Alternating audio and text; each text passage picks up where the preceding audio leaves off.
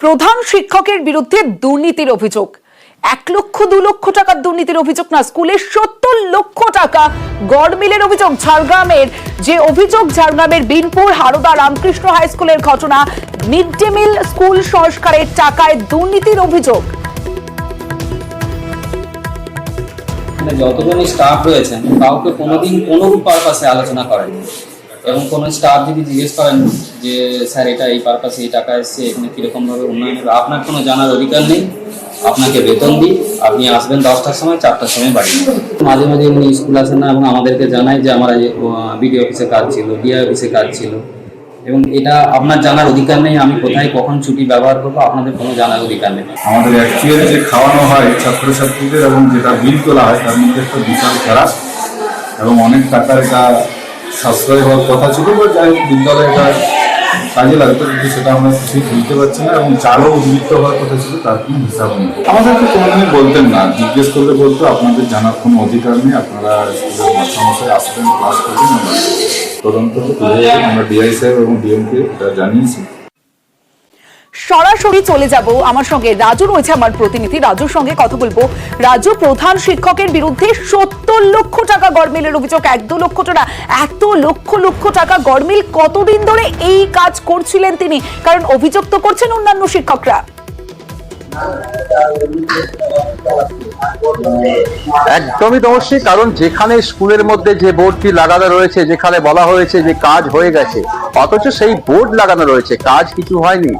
স্কুলের যে ক্লাসরুম, সেই ক্লাসরুমের ভাঙাচোরা অবস্থা, সেখানেই ছাত্রছাত্রীরা ক্লাস করছেন এবং শিক্ষকরা অভিযোগ করছেন যে এই ভাঙাচোরা ক্লাসরুমের মধ্যে তাদেরকে ক্লাস নিতে হয়।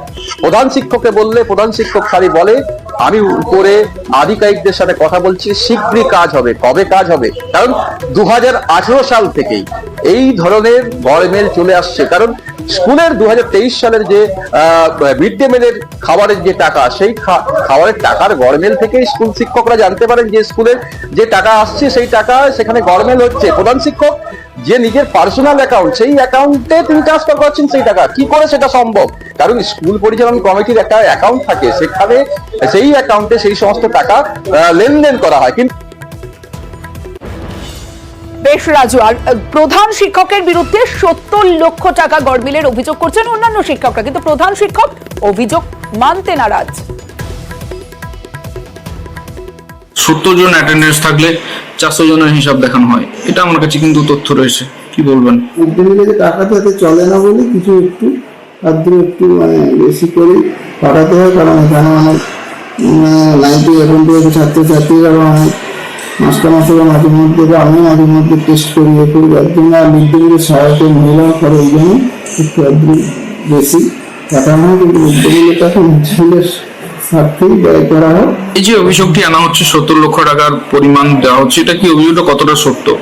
সেটা তো আমি বলবো না, সেটা যদি জমা করে তাহলে ডিপার্টমেন্টের ব্যাপারে সেটা তারাই দেখবেন, কারণ কতটা কি এসছে সেখানে আমার অডিট হয়েছে, অডিট রিপোর্টও আছে, সেখানে তারা বিচার করবেন যে ব্যাপার।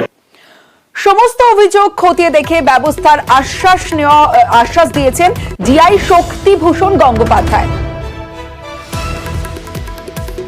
এই ধরনের জিনিসগুলো কাম্য নয়, বাঞ্ছনীয় নয় শিক্ষা প্রতিষ্ঠানের ক্ষেত্রে, এবং এই বিষয়ে আমরা তদন্ত করে দেখে আমরা মধ্যশিক্ষা পর্ষদ এবং আমাদের কমিশনার স্কুল এডুকেশন, তাদের কাছে আমরা জানাবো বিষয়টা উপযুক্ত ব্যবস্থা নেওয়ার জন্য।